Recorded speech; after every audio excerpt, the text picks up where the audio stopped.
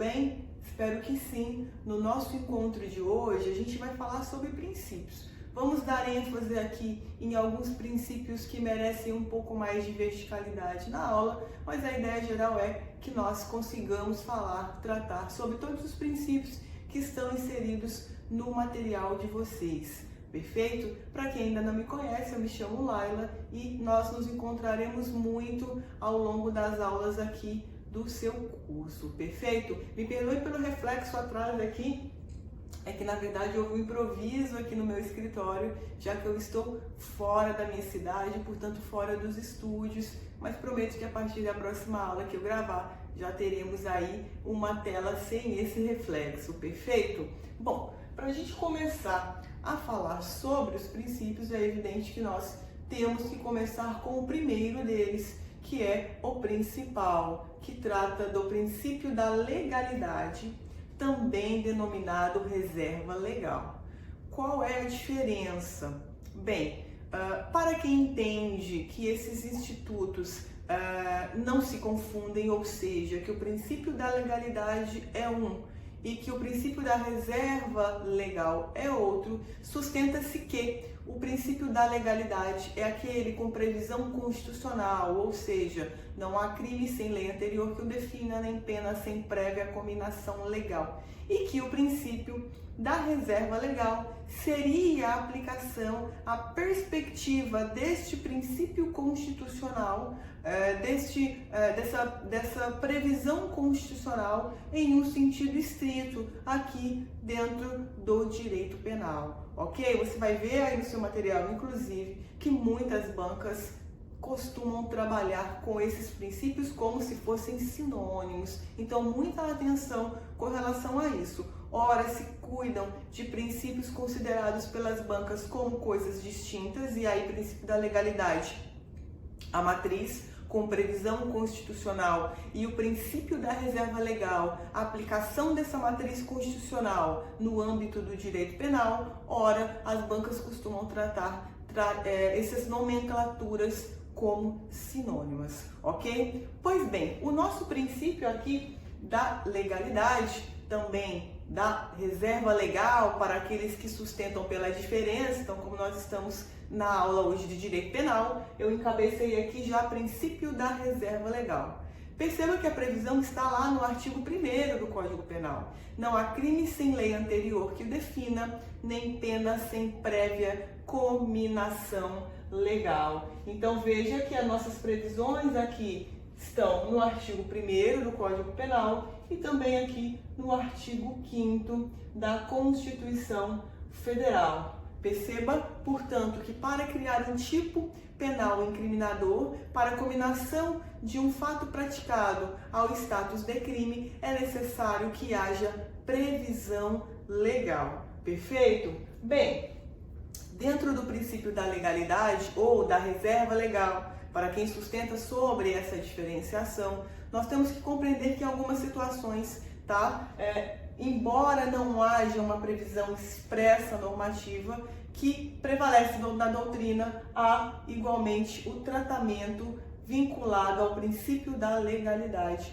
ou da reserva legal. Bom, contravenção penal, ela também se sujeita ao princípio da reserva legal, até porque contravenção é espécie do gênero infração penal, assim como crime também o é. Logo, se eu dou tratamento vinculado à legalidade para o crime, que é uma espécie de infração penal, com maior razão também as contravenções penais, também com relação à cominação das penas, seja pena privativa de liberdade, sejam penas restritivas de direito, que são fruto de substituição da aplicação da pena privativa de liberdade, sejam penas de multa e também a medida de segurança. Todos esses preceitos secundários, eles também estão sujeitos, vinculados à previsão legal. Perfeito? Bom, sempre que houver um tipo penal incriminador, essas margens penais, elas devem vir previstas da forma mínima e da forma máxima. Isso nada mais é do que um complemento com relação ao item anterior, beleza? Bom, um detalhe que não está aí na sua apostila, não está no seu material. o tipo penal remetido não viola o princípio da legalidade ou da reserva legal. Por quê, gente? O que é um tipo penal remetido? Tipo penal remetido é aquele em que há previsão de um tipo penal incriminador, há previsão de uma conduta que, caso realizada, caracterizará um crime, mas muitas vezes esse tipo penal incriminador ele não vem completo, de modo que o legislador ele te remete a outro tipo penal incriminador. Então, a título de exemplo, vamos pegar lá o crime de lesões corporais. Você vai constatar, por exemplo, que é possível que eu tenha uma lesão corporal privilegiada, nos moldes do homicídio privilegiado. Quando você olha ali dentro do artigo 129, você vai constatar que o legislador, ele faz uma alusão à aplicação da causa de diminuição de pena do crime de homicídio. Então perceba que isso é um tipo penal remetido. Ora, nesse caso, nós não podemos alegar que houve o desrespeito ao princípio da reserva legal ou da legalidade, para quem trata isso como sinônimo. Então perceba que não é que o legislador não previu esse preceito secundário. Na verdade, ele remete o aplicador do direito para o crime do 121. Um outro exemplo também, lá é o perdão judicial no homicídio culposo, tem lá o perdão judicial do homicídio culposo, igualmente te remete para a previsão que é trazida lá no artigo 121, tá? Então perceba e grave que tipo penal remetido não viola o princípio da reserva legal. Tudo bem? Bom, além do princípio da legalidade, nós temos um princípio que está vinculado também ao artigo 1º. Não há crime sem lei anterior que o defina.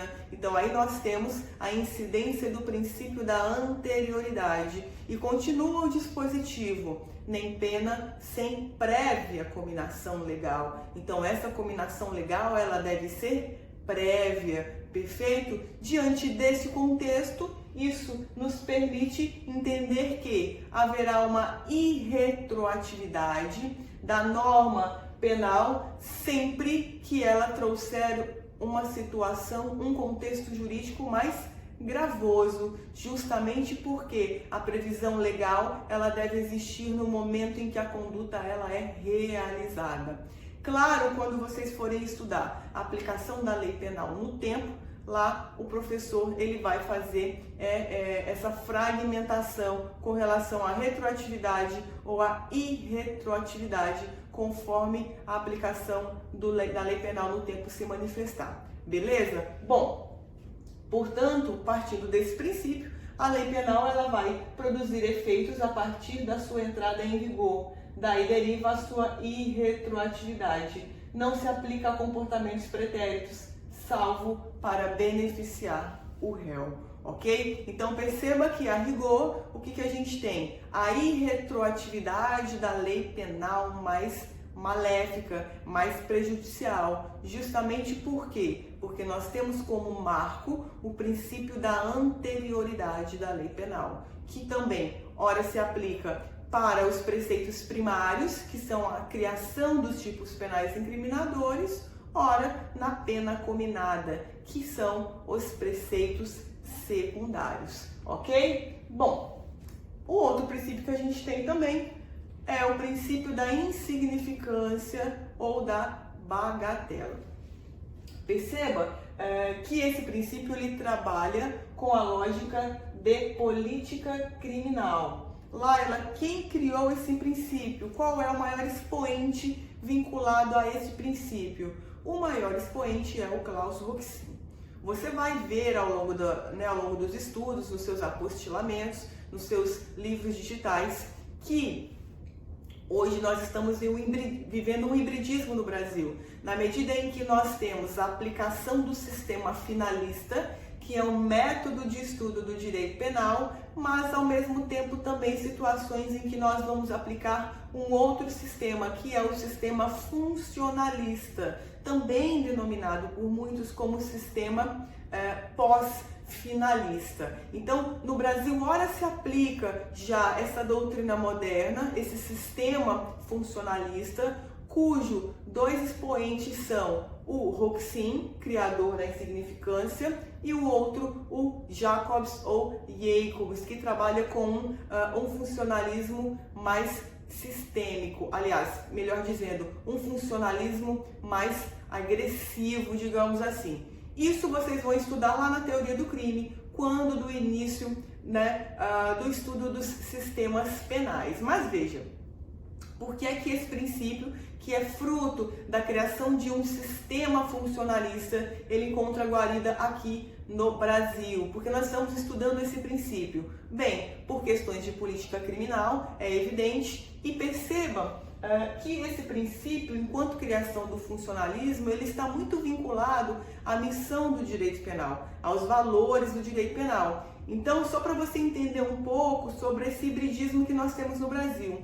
Quando nós analisamos a conduta, né, então nós temos as teorias da conduta, a teoria causalista, teoria neokantista, teoria finalista, teorias funcionalistas da conduta. Nós adotamos hoje no Brasil a teoria finalista. Então, né, a conduta é um movimento humano consciente, voluntário, dirigido para uma finalidade. Essa é a teoria finalista da ação. Pois bem, a gente adota hoje essa teoria para considerar uma conduta como criminosa ou não, mas, por exemplo, a gente aplica o princípio da insignificância lá dentro da tipicidade material, dentro daquele substrato do crime, fato típico. Então, no fato típico a gente tem conduta, resultado, nexo, tipicidade. A tipicidade, hoje, ela é subdividida em tipicidade formal e tipicidade material. Esse princípio ele incide justamente ali, dentro da tipicidade material. Então perceba que para que nós pudéssemos adotar esse princípio de criação alemã, nós precisamos fazer com que ele incida dentro de um dos substratos do crime. Então, para você ver, né, nós temos inúmeros exemplos desse hibridismo que tem no Brasil hoje. Vocês vão ver isso ao longo das aulas. Mas só para vocês compreenderem que esse princípio ele é criação do funcionalismo, que é um sistema que a jurisprudência brasileira está começando a aplicar muito, porém nós ainda utilizamos muitos institutos conceituais do sistema finalista. E aí você poderia até me perguntar, tá, Laila, mas por que esse hibridismo? Porque as teorias da conduta do funcionalismo, por exemplo, não são teorias muito boas. A própria teoria do finalismo, utilizada para nós aqui dentro da conduta, aqui no Brasil, também é uma teoria defeituosa, mas diante das novas, ela é ainda a melhor a ser utilizada.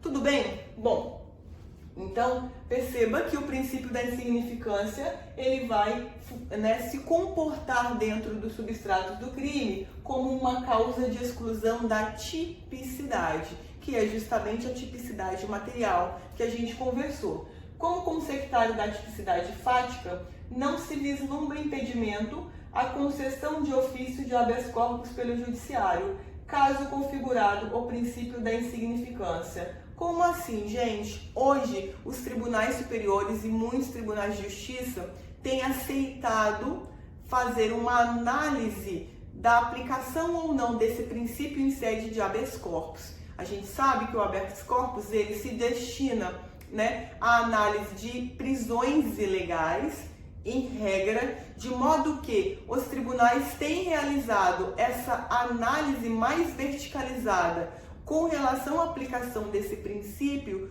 justamente porque a sua aplicação acarretará a tipicidade da conduta. Então, portanto, nós não teremos crime para fins penais. Então, hoje os tribunais superiores e muitos tribunais de justiça têm sim aceitado, né, o acolhimento, a possibilidade de acolhimento do reconhecimento desse princípio diante dos casos concretos. Então, eu vou dar um exemplo prático para você entender. Vamos supor que nós tivemos uma pessoa que foi presa em flagrante.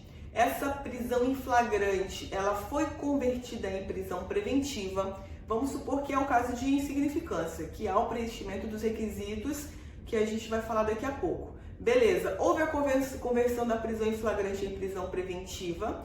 A defesa ingressou com um pedido de revogação da prisão preventiva no primeiro grau e por alguma razão o juízo de primeiro grau não concedeu. E aí a defesa vai e impetra o HC. Qual é a tese alegada em sede de HC? Olha, isso aqui é insignificância.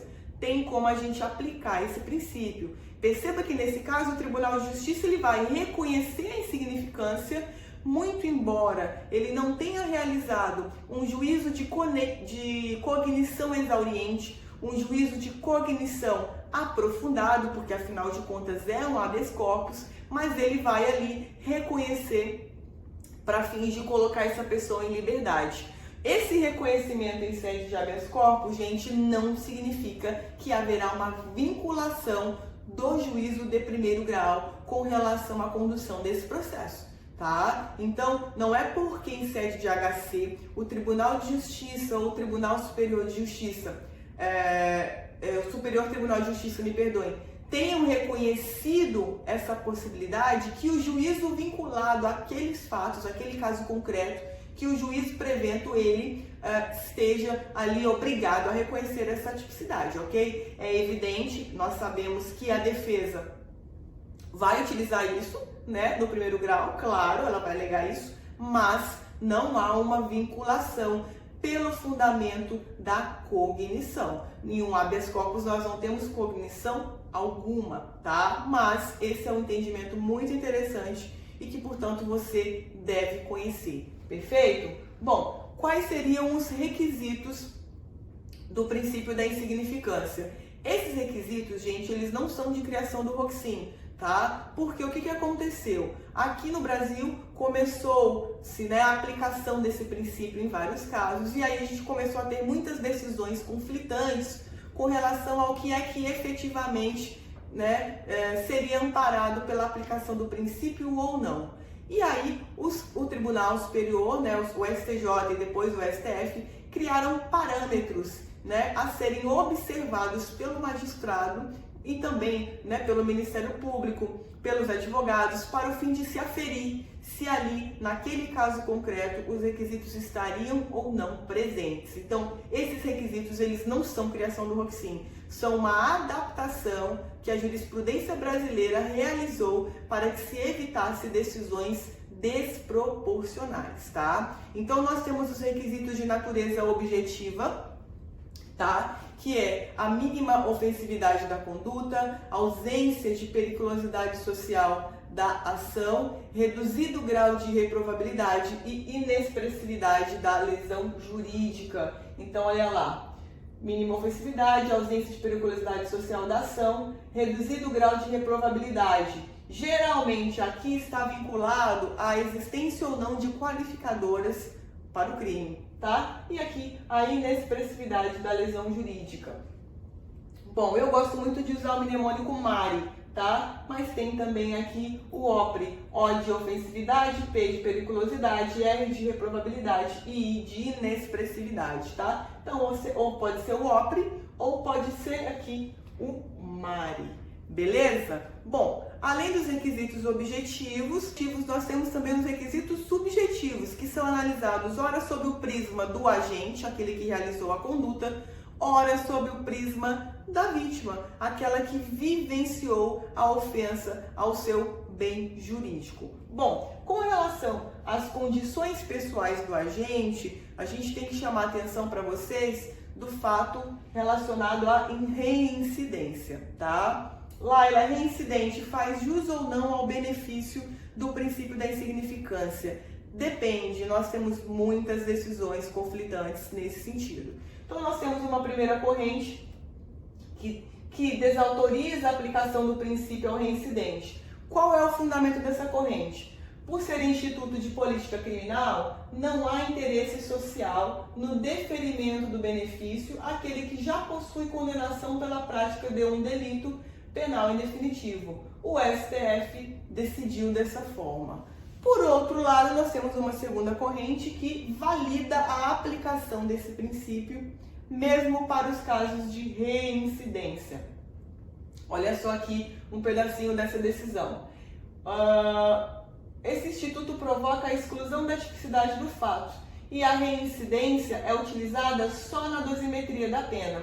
Noutros dizeres, existe relevância penal, quer para o primário, quer para o reincidente. Nessa esteira decidiu o STJ. Como assim, Laila? Ora, aqui está dizendo o seguinte: quando a gente analisa a aplicação do princípio da insignificância, nós estamos ainda compondo substratos do crime, que é lá no fato típico, lá atrás, o primeiro pilar do crime. Ora, como é que isso, a análise dessa relevância jurídica, ela vai ser diversificada pelo fato do réu ser ou não reincidente? Percebam que quando a gente aplica o princípio da insignificância em si, nós estamos analisando um contexto fático, ou seja, como essa conduta foi realizada, no que ela refletiu com relação à vítima. Então perceba que essa análise, ela não é alterada por conta da reincidência, porque isso é uma condição de caráter pessoal. Então esse é o fundamento que o STJ ele utiliza. Laila, qual prevalece? Nenhum. Existem também decisões do STJ que não aplicam quando o agente for reincidente. Então não há um consenso jurisprudencial com relação a isso. Você precisa saber desses dois posicionamentos, ok? Bom, com relação às condições da vítima, estritamente condições de caráter econômico e também caso eventualmente essa vítima ela tenha ali agregado um valor sentimental relevante, por exemplo, naquele bem que lhe fora subtraído. Então perceba que primeiro é realizada uma análise dos requisitos objetivos e depois, ultrapassada essa análise, é que se analisa as questões vinculadas ao réu e com relação à vítima, tá? Lembrando que os crimes que mais possuem incidência de aplicação desse princípio são os furtos, ou seja, crimes não violentos, tá? Então, tudo isso é analisado. Primeiro a parte objetiva, os requisitos objetivos, e depois os requisitos de natureza subjetiva. Mas eu trouxe aqui para você os casos em que há a admissão da aplicação do princípio da insignificância. Furto simples, sempre.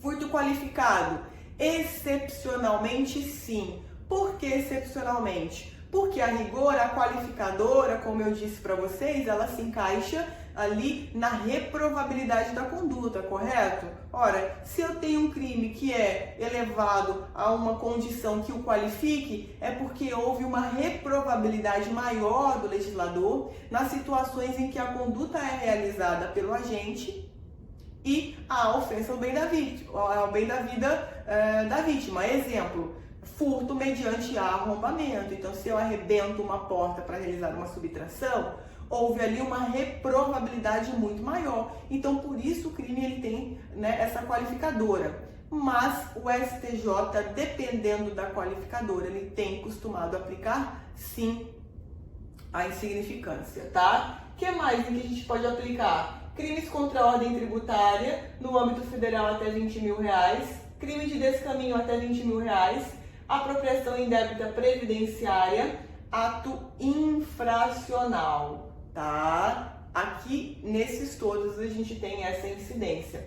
Laila, mas como que eu vou aplicar o princípio da insignificância ato infracional? Lá nas diretrizes que são estabelecidas no Estatuto da Criança e do Adolescente, tá? Justamente por quê? Porque o adolescente, ele pratica sempre um ato infracional análogo a uma infração penal. Então, se ele praticou, por exemplo, um furto simples, ora, se ele fosse imputável, lhe seria aplicado o princípio da insignificância. Então, com maior razão também, isso será permitido que se aplique no âmbito do Estatuto da Criança e do Adolescente, tá? Agora, por outro lado, nós temos casos consolidados pela jurisprudência em que não haverá aplicação desse princípio.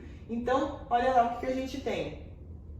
Lesão corporal, furto qualificado, roubo, tráfico de drogas, porte de drogas, moeda falsa, crimes contra a fé pública, violação de direito autoral, contrabando, estelionato contra INSS, estelionato envolvendo seguro-desemprego ou FGTS, crimes contra a administração pública crimes praticados no âmbito da Maria da Penha e transmissão clandestina de sinal da internet via radiofrequência. Esses são os principais.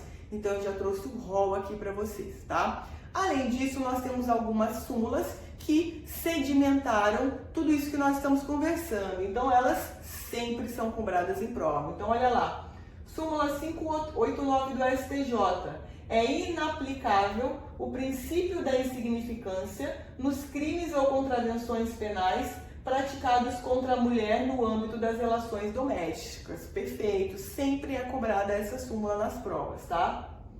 Súmula 599. O princípio da insignificância é inaplicável aos crimes contra a administração pública. E súmula 606. Não se aplica o princípio da insignificância nos casos de transmissão clandestina de sinal de internet via radiofrequência, que caracteriza o fato típico previsto no 183 da Lei 9.472. Ok? Bom, essas são os principais apontamentos que a gente tem para conversar sobre o princípio da insignificância.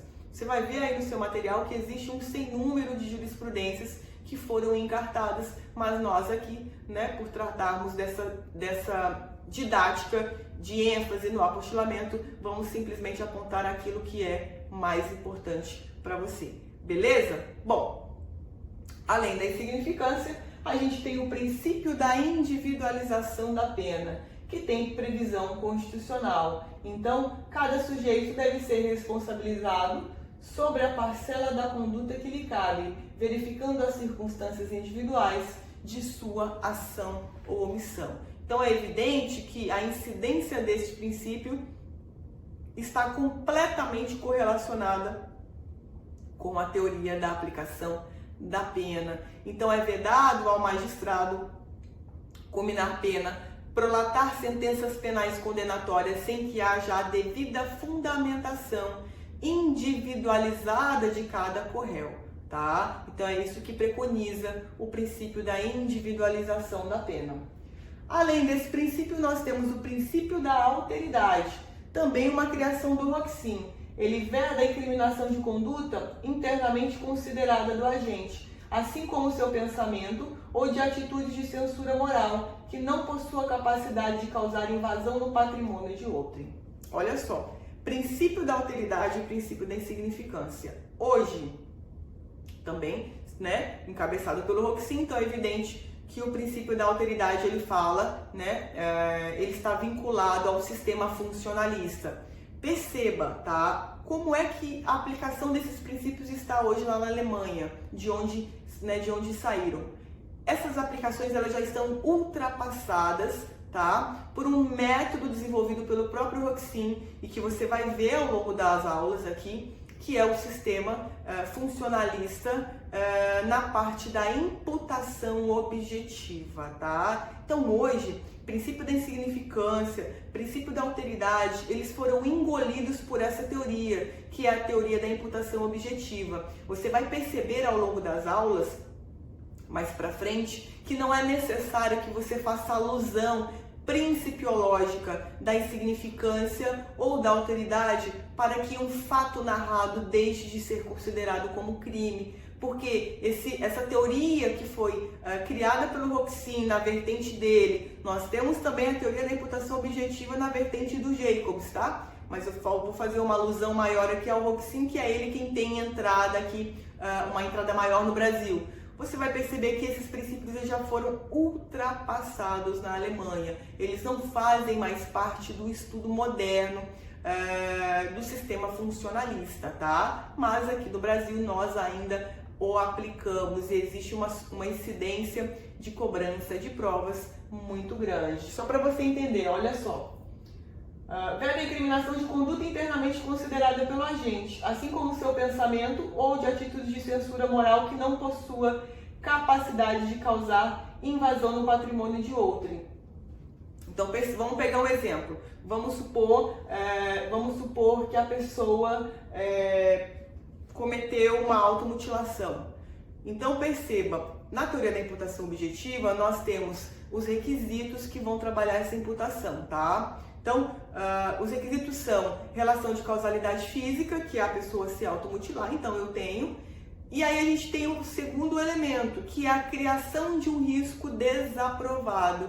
Perceba que quando eu me corto, eu estou criando um risco desaprovado para o titular do bem jurídico integridade física? Não, porque eu sou a titular, eu sou esse bem jurídico, o meu corpo representa esse bem jurídico, que é a minha integridade física. Então perceba que quando eu me automutilo, eu crio uma situação de risco realmente. Qual seria essa situação de risco? Por exemplo, morte, lesões corporais, mas essa situação de risco que eu criei, ela não é uma situação de risco desaprovada. Ela é aprovada por mim, que sou a titular do bem jurídico. Então, para fins penais, com base nisso, nós não teríamos crime, porque não houve a criação de um risco juridicamente desaprovado. Então veja aí a aplicação, veja aí que a teoria da imputação ela é muito mais precisa, então você não vai precisar, é muito mais delimitada, né? Muito mais cirúrgica, de modo que você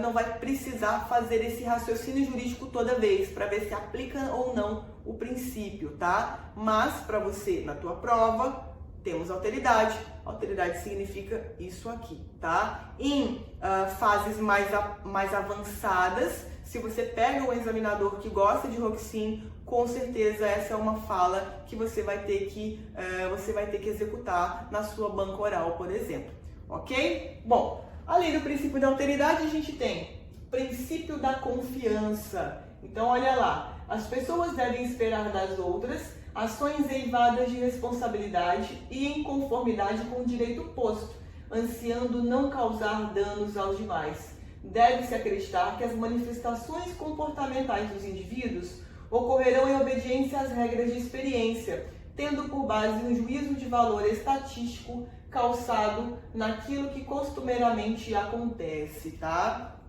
Esse princípio também é um princípio mais moderno do direito penal, ok? Então veja que ele aqui tem uma correlação com as questões, com o princípio da alteridade que nós conversamos também, tá? O maior expoente desse princípio aqui, ele é um espanhol, tá? Mas o princípio, você vai ver, também no estudo mais avançado, ao longo das suas aulas, que o princípio da confiança, ele também incide dentro da imputação objetiva, tá? Então, ele também é um braço estudado dentro dessa teoria. Então, você lá nas aulas vai conseguir aprofundar, verticalizar esse estudo, ok? Bom, além dele, a gente tem a adequação social. Qual é a regra no Brasil? A jurisprudência não admite mais aplicação da adequação social. Essa é a regra, é o que vigora, tá? Então, olha só, tem natureza jurídica de causa de exclusão supralegal da tipicidade. Por que supralegal? Porque não tem previsão legal, né? Uma vez que não há presença da tipicidade material, não pode ser validado como delituoso a façanha humana, que apesar de tipificada na normativa penal, não origina sensação social de afronta à justiça. Então perceba que a adequação social, ela igualmente ela é aplicada ali dentro da tipicidade material. A adequação social foi um princípio idealizado pelo sistema finalista, tá? Pelo sistema finalista, de modo que o funcionalismo hoje também não aplica mais. Tá? Para nós aqui, para você na sua prova, o Brasil, a rigor, não tem aplicado a adequação social para considerar que um fato narrado não constitua crime, ok? É isso que você precisa se recordar. Quer ver um exemplo? O jogo do bicho, não se aplica a adequação social. Falsificação de DVDs e CDs piratas, não se aplica o princípio da adequação social. Antigamente se aplicava, e muito, tá? Especialmente com relação ao crime de violação de direitos autorais. Hoje, não mais, tá? Hoje, não mais. O que mais, gente? Princípio da intervenção mínima, completamente vinculado também à missão do direito penal, às técnicas modernas de estudo do direito penal, ao sistema funcionalista. Então, olha lá o que ele fala. Ter cautela e consciência quando da eleição de bens jurídicos a serem tutelados pela normativa do direito penal, evitando toda e qualquer espécie comportamental, só castigando aquelas que não sejam alcançadas pelos outros ramos do direito. Bom, o princípio da intervenção mínima, ele se materializa juridicamente a partir das características fragmentariedade, que também é chamado de princípio da fragmentariedade, mas ele é um desdobramento dessa intervenção mínima, tá? E também do princípio da subsidiariedade, ou característica da subsidiariedade. Pois bem, a fragmentariedade, ela trabalha com a análise da conduta que é realizada no campo abstrato, na previsão normativa pura e simples. Essa é a fragmentariedade, ou seja, o legislador ele vai criar um tipo penal incriminador. Então, a primeira coisa que ele tem que pensar é que o direito penal ele trabalha com a lógica da intervenção mínima. Então, partindo dessa perspectiva, não é porque eu tenho uma ofensa ou uma violação ao bem jurídico que necessariamente o direito penal ele vai atuar. Então, exemplo, a prática de um ato ilícito de natureza civil. Isso por si só vai caracterizar um tipo penal incriminador? Não, porque o direito penal ele é fragmentário. Então, antes de você analisar o caso concreto em si, você já vai fazer a constatação normativa em abstrato. E, portanto, você vai ver e vai analisar se é ou não fragmentária aquela situação. A partir disso, em uma perspectiva concreta, é que você vai trabalhar com a subsidiariedade. Ou seja, nós só vamos utilizar o direito penal quando os outros ramos do direito não forem suficientes para estabilizar determinadas relações sociais. Então, olha lá, a utilização do direito penal só se justificará quando os outros ramos do direito fracassarem na efetivação do controle da ordem pública. Difere da fragmentariedade com relação à sua aplicação, porque ele é analisado e aplicado no caso concreto. Então, ele tem íntima relação com a aplicação da lei penal. Então, a questão da subsidiariedade é a análise da intervenção mínima sob o prisma concreto, sob a análise do caso em si, sob a análise do contexto fático sob o qual vai recair a necessidade ou não de imputação a alguém pela prática de um crime, perfeito? Enquanto que a fragmentariedade, ela se concentra mais em uma análise normativa abstrata, tá? Então, as duas características são os pilares, na verdade, são os desdobramentos do princípio da intervenção mínima. Tudo bem? Bom, o que mais, gente? Agora aqui o princípio da proporcionalidade. Ele preceitua que a normatização de condutas penalmente reprovadas, que são tipos penais incriminadores, deve se dar de maneira vantajosa para os integrantes da sociedade, posto que por meio dela há uma imposição onerosa a todos os conviventes sociais face à ameaça de repressão a esse gerado, tá? Aqui é gerado, faltou um do. É analisado e aplicado no caso concreto, possuindo íntima relação com a aplicação da lei penal. Se subdivide em duas vertentes. Então, aqui, o princípio da proporcionalidade ele é estudado sobre o prisma da proibição do excesso, tá? Em que é proibida a combinação e consequente aplicação de penalidades que são desnecessárias ou extremas demais, e também sobre o prisma da proibição da proteção insuficiente dos bens jurídicos, também denominada proteção deficiente, tá? Hoje há uma incidência muito grande de cobrança nas provas com relação a essas duas vertentes. Nem se usa mais estudar e falar sobre o princípio da proporcionalidade puro e simples. Você sempre vai ter que fazer alusão a essas duas vertentes. Proibição do excesso e proibição da proteção insuficiente ou da proteção deficiente dos bens jurídicos, ok? Bom, próximo princípio da ofensividade ou lesividade, portanto, inexiste ato delituoso quando a conduta não ofender ou colocar em perigo de lesão bem jurídico, deve ser observado tanto no domínio legislativo quanto judicial. É evidente, né? No momento de confecção da norma penal, especialmente a norma penal incriminadora, o legislador ele deve efetivamente elencar aquilo que se faça necessário quanto à atuação do direito penal, tá? Com relação à aplicação judicial, veja que a ofensividade, a intervenção mínima, a exclusiva proteção do bem jurídico, elas muito se correlacionam com a missão do direito penal, que é o estudo moderno do direito penal. Então, se você fizer essa constatação, você vai perceber que todos esses princípios eles se entrelaçam para formar um todo, tá? Todos esses princípios que a gente conversou aqui, especialmente exclusiva proteção do bem jurídico, que a gente vai falar daqui a pouco, ofensividade ou lesividade, intervenção mínima, confiança e alteridade, todos eles têm uma importância muito grande no momento em que vocês forem estudar a imputação objetiva, que é a teoria que eu falei para vocês. Justamente porque quando eu realizo a primeira etapa da imputação objetiva, que é a criação de um risco juridicamente desaprovado, a análise para se saber se esse risco criado ele é ou não desaprovado pelo direito penal, nós temos que aplicar todos esses princípios para conseguir chegar a um consenso. Então, a aplicação deles, mas perceba que dentro da imputação e não de forma fracionada ou de forma pulverizada dentro dos substratos do crime, tá? Quando vocês forem estudar a teoria do crime dentro do nexo causal, vai ser o gancho que vai se estudar a teoria da imputação objetiva. No Brasil, a janela de entrada dessa teoria e tudo isso que nós estamos conversando é justamente no artigo 13, parágrafo 1º do Código Penal.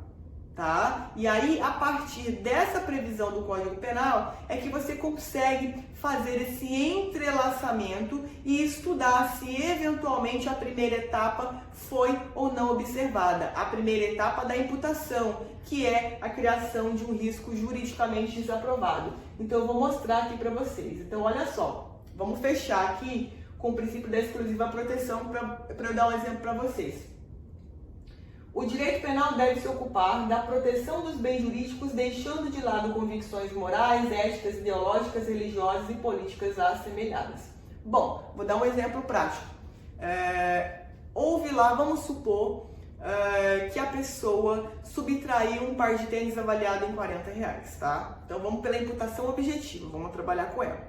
Bom, na imputação objetiva, houve uma relação de causalidade física entre a conduta e o que aconteceu? Houve, porque a pessoa foi lá e subtraiu um par de tênis avaliado em R$40, perfeito? Então, houve essa relação de causalidade física. Bom, vamos para a primeira etapa da imputação objetiva. Criação de um risco juridicamente desaprovado. Laila, o que é um risco juridicamente desaprovado? É a junção principiológica de tudo que nós estamos falando aqui para você poder valorar se o risco ele foi ou não juridicamente desaprovado. Então você vai pensar, bom, será que um par de tênis avaliado em R$40, há aí a necessidade de atuação do direito penal com base na exclusiva proteção do bem jurídico, com base na ofensividade e lesividade, com base na fragmentariedade, com base na subsidiariedade do direito penal? Você vai chegar à conclusão que não faz sentido. Então perceba que nesse caso, o fato narrado ele não vai constituir crime. Olha o que eu acabei de falar para vocês. A teoria da imputação, ela tem uma janela de entrada no artigo 13 do Código Penal, que é o artigo que trata do nexo de causalidade, perfeito? Quando vocês iniciarem o estudo da teoria do crime, vocês vão ver que nós temos lá dentro do fato típico conduta, resultado, nexo causal e tipicidade. Por exemplo, a insignificância e a adequação social, a gente analisaria aqui na tipicidade material, correto? Mas, pela análise da teoria da imputação objetiva, nós vamos analisar conduta, resultado e aqui, que é o nexo causal, nós vamos analisar a imputação objetiva. Então, perceba que nós sequer vamos conseguir chegar ou discutir sobre a tipicidade material. Por quê? Porque a imputação ela antecipa a própria análise da tipicidade. Então perceba que aqui é exatamente essa lógica. Quando você for estudar a primeira etapa da imputação, a questão de saber se essa conduta realizada de subtrair um par de tênis, ela é ou não juridicamente desaprovada, você vai realizar a análise, o exercício de junção de todas essas constatações principiológicas, para daí você chegar a um consenso sobre se essa etapa foi ou não preenchida. Tudo bem? Então, isso era que eu queria conversar um pouquinho com vocês com relação à aplicação da imputação dentro desses princípios, tá? Olha lá, a teoria constitucional do direito penal diz que só é digna de legitimação a criação e combinação de penalidades quando visa a proteção de bens jurídicos consagrados pela Carta Maior. Pode-se chegar à conclusão de que a proteção de bens jurídicos só é legítima se derivada de mandamentos constitucionais. Aqui, muito cuidado, tá? Então, só para te situar, estamos falando ainda sobre o princípio da exclusiva proteção do bem jurídico. Bom, pode-se chegar à conclusão de que a proteção de bens jurídicos só é legítima se derivada de mandamentos constitucionais. Você não pode confundir mandamentos constitucionais com mandados constitucionais de criminalização. Tá? Mandados constitucionais de criminalização, você vai ver aí na sua apostila que são previsões constitucionais que já criaram tipos penais incriminadores, como por exemplo, tortura, tráfico, terrorismo. Agora, esses mandamentos constitucionais, eles devem ser interpretados de uma forma ampla. Como assim ampla? Exemplo, temos lá no artigo 5º, vários direitos e garantias fundamentais, correto? Ora, se eu tenho lá a previsão do direito à saúde, eu tenho um mandamento constitucional para o legislador no sentido de que ele tem que elaborar tipos penais incriminadores que visem proteger ao bem jurídico tutelado saúde. Entendeu? Outro exemplo, integridade física. Então, há uma previsão constitucional de proteção à integridade física e, portanto, o crime de lesão corporal, em atendimento a esse mandamento constitucional, né, ele criou ali uma proteção a partir desse tipo penal incriminador, que é o crime de lesões corporais, tá? Então, muito cuidado com isso. Além dos mandados de criminalização, que são poucos e eles estão expressos na Constituição, nós temos os mandamentos constitucionais. Então, pela via reflexa, se o legislador constitucional conferiu proteção a vários direitos fundamentais, eu tenho que dar esse tipo de tutela ou proteção para tais direitos fundamentais dentro da razoabilidade, necessidade e proporcionalidade, mecanismos de proteção, ainda que pelo ramo de direito penal.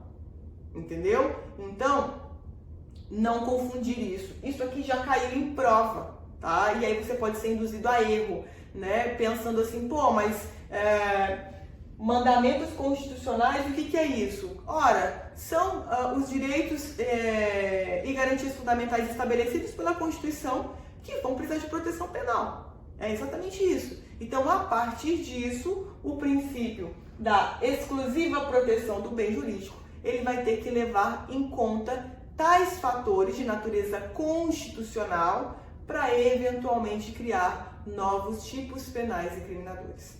Tudo bem?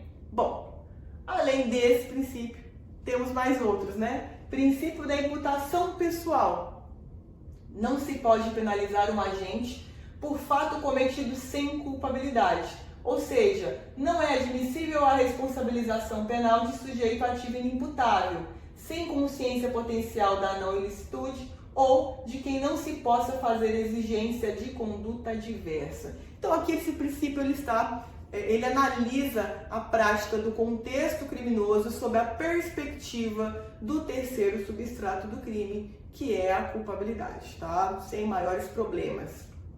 O outro, princípio da responsabilidade pelo fato, ou seja, a tipificação penal deve estar atrelada a fatos, atribuindo-os às combinações referentes e não estigmatizar agentes em virtude de aspectos particulares. Claro, A pessoa só pode ser punida por aquilo que é manifestado no mundo dos fatos, tá? Sem problema nenhum.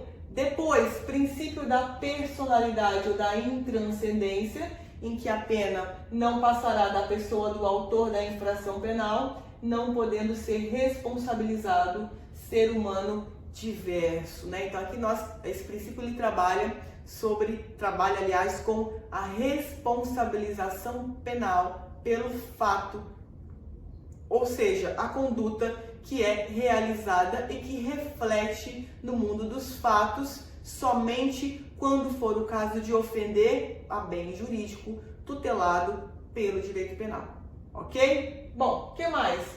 Princípio da responsabilidade penal subjetiva, claro, ele é desdobramento ou complemento, na verdade, melhor dizendo, é um complemento do princípio da personalidade, assevera que não se pode atribuir resultado cuja relevância é reconhecida pelo direito penal a quem não atuou com dolo ou culpa. Então, eu preciso que a conduta que tenha sido realizada no mundo dos fatos seja minimamente culposa para que eu possa analisar esses fatos sob a perspectiva, sob o prisma do direito penal. Beleza? O que mais? Princípio do non bis idem desautoriza a dupla punibilidade por fato idêntico, tá? Perfeito. Esse princípio aqui, ele norteia tudo no direito penal, ok? Especialmente quando se trata da teoria da aplicação da pena. Bom, se eu estou falando aqui princípio do ne bis in idem, como fica a questão da reincidência, correto? Ora, eu pratiquei um fato, fui processada e condenada, então eu ainda estou dentro da reincidência, tá? Eu sou reincidente. Vamos supor que eu pratiquei novo fato. Perceba, essa reincidência ela não ofenderia esse princípio? Porque o fato de eu ostentar uma condição de ex-condenada vai ser considerado em um outro fato. O mesmo fator determinante.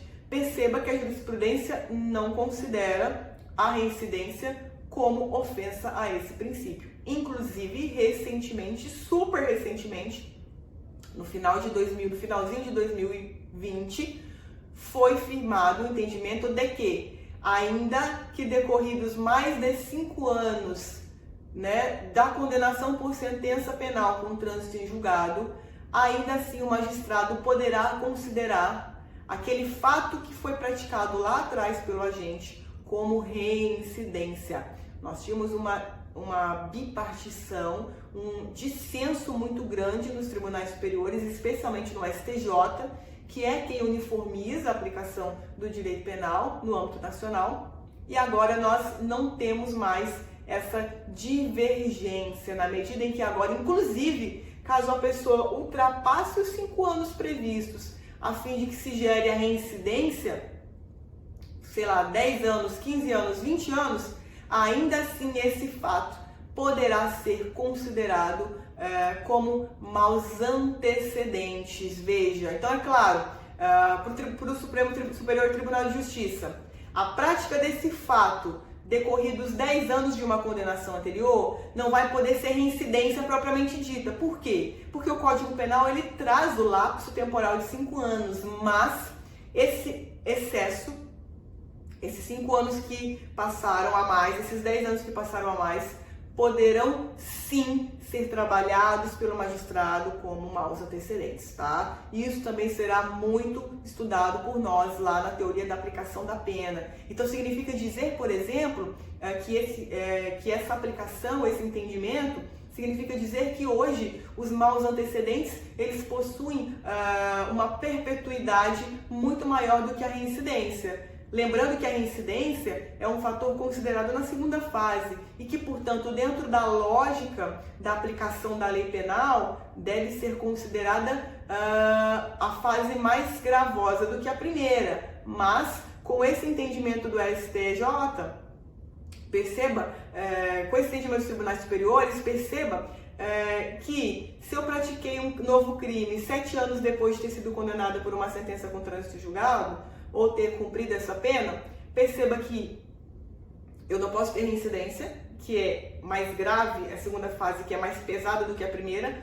mas isso poderá ser considerado, desculpa gente, mas isso poderá ser considerado como maus antecedentes pelo julgador. Tudo bem? Então vamos lá para o último princípio, que é o princípio da isonomia. Ora, os indivíduos nacionais e estrangeiros em condições iguais merecem igual modo de tratar jurídico e os que estão em situações desiguais fazem jus ao trato diverso, seja por parte daquele que legisla, seja por parte do operador do direito. Então perceba que também a isonomia aqui funciona mais como um vetor de criação legislativa, perfeito, quanto de aplicação normativa propriamente dito, ok? Então, com essas considerações, a gente finaliza os princípios que estão aí inseridos no seu material. Perceba que eu dei ênfase a alguns princípios apenas, que são aqueles que possuem uma verticalidade um pouco maior para a gente poder utilizar e também uma cobrança mais incisiva nas provas, tá? Espero que vocês tenham gostado. Me coloco à disposição de vocês a qualquer hora, a qualquer momento, a qualquer dia, para responder mensagens, seja pelo canal de atendimento ao aluno da Tutor, seja também a partir das minhas redes pessoais, das minhas redes sociais e também lá pelo Instagram do Trino, ok? Então espero vocês no nosso próximo encontro. Um beijão para vocês e até a próxima!